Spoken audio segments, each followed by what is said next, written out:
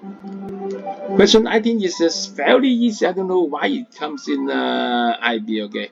But it's okay, give you marks to say thank you, okay? Don't be mad, okay? First of all, okay, about what? Fish.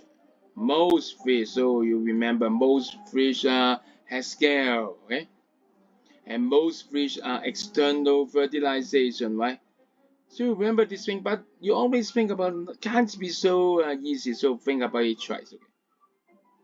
Yeah, really low. Yes, yes, scale. Internal fertilization. No, it's not for fish, right? They both eject the egg and the sperm outside and then have fertilization. I remember this thing. We learned it in the junior form a lot here. So we did not internal fertilization. So after a second thought or third thought, okay, don't think too much, okay? Confirm. The answer is B. And you're right. Hooray! See you for next question.